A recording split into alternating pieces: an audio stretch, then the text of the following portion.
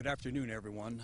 Unfortunately, I stand here in front of all of you and talk about another senseless loss of life at the hands of what somebody felt was a loved one. So how did we get to the 14,000 block here in the Lake Magdalene area? Around 7 p.m., the sheriff's office received a phone call from some friends of our victim who felt that they hadn't heard from her in about 24 hours. They know that there's some history of domestic violence abuse between her and our suspect, so they called us for a welfare check. Our deputies get here. They attempt to make contact with our suspect. He refuses to cooperate in our investigation. Here now, at this point, it becomes active. He doesn't want to speak to us, talk to us. I have to pause for a second and again, and I just can never praise our deputies enough for what they do. They're being so vigilant. They look around. They see that there's a Jeep backed up to the front door, which isn't out of the ordinary if a car's backed up in a driveway, but all the way up to the front door doesn't really make a lot of sense. So they turn their attention to the Jeep that was parked there, look around, and see what they believe is to be a body inside of a big large plastic trash bag. So they immediately then call a supervisor, who then calls the negotiation team and our SWAT team, since the suspect is being totally uncooperative, unresponsive, doesn't want to come out, doesn't want to cooperate. So we initiated those teams to come out because they specialize in peaceful resolution, and that's what our goal was here today. So from about 11 o'clock last night till just about an hour ago, they make several attempts and are having dialogue with the subject, but he just refuses to come out, refuses to cooperate in any form or fashion. So at that point, we decide, hey, listen, we're going to have to ramp things up here a little bit to have him exit the house, again, with that goal of a peaceful resolution. We introduce chemical irritant into the house, into a room that we believe he's in. There's no response. Now, prior to this, dialogue had stopped for about an hour and a half. So that's why we decided and made the decision that we have to ramp things up here a little bit, make him uncomfortable, hoping that he'll come out and peacefully surrender. The chemical irritant, there was no response. It didn't have the response that we were hoping to have. So we break the back windows of the door of the bedroom where we believed that he was in, because we had cleared the rest of the house with the robot. We felt comfortable that he was in the back portion of the bedroom. At that point, we saw our suspect on the bed, got a better look, and were able to discover that he had succumbed to his injuries from a self-inflicted gunshot wound. I'd like to talk a little bit about some of the history between these two. From what we know, she was here at least 24 hours prior on her own free will and accord. There is a history of domestic violence between the two of them, where both times she reported domestic violence and she was a victim. There was a time prior, back in September, where she had called. He was arrested for domestic violence. That case is still pending.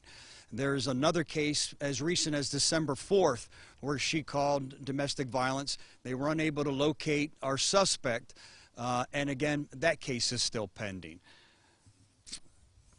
I have to make a plea before I take any questions.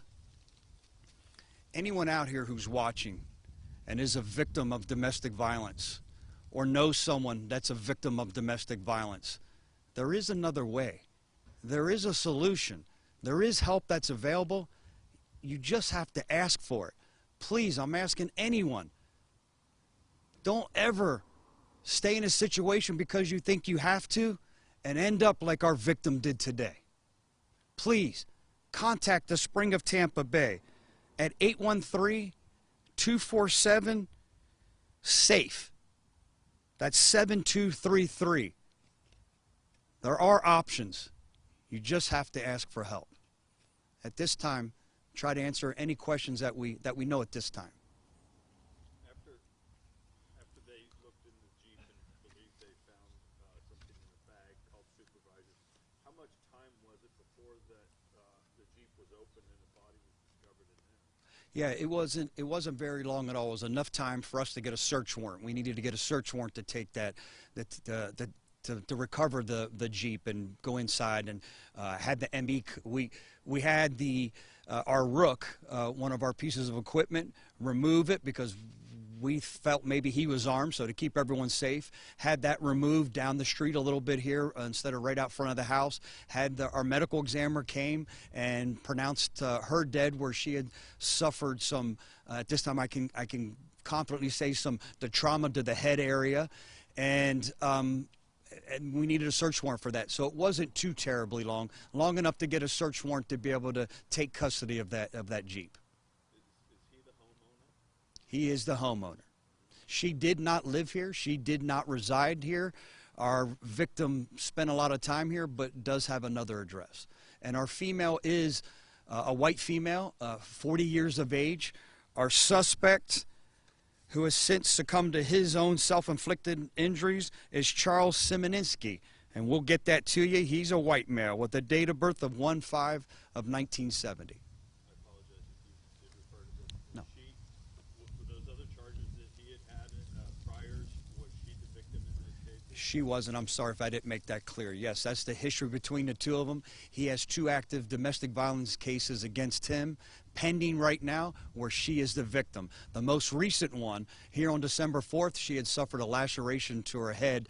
That was out on Dale Mabry Highway. Apparently, what I'm being told, they were in a limousine out for the evening and felt that much in fear for her life, where she had actually jumped out of a moving vehicle.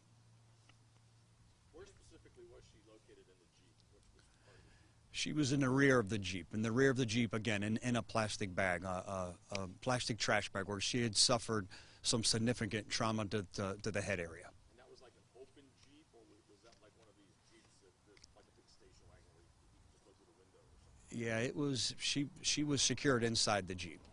Hence why we had to get a search warrant to go in, and it was her Jeep that we had to go in and recover her that way. Was it like a Wrangler? Or a Compass, okay. Yeah, a Jeep utility vehicle, not the typical Wrangler that I believe that you guys are asking about. Yeah, it was one of the smaller Jeep SUVs. Any other questions? Any idea when you're going to be able to release victims now? I don't know if we will due to Marcy's Law. Unfortunately, due to Marcy's Law, I don't think we will. Her next of kin's been notified. His next of kin's been notified, but we can release his name because he's a suspect. She's a victim of domestic violence, again, who suffered at the hands of her abuser. We're not going to be able to put that out. Last question? All right, thank you all. Thank you, everyone. Have a blessed day.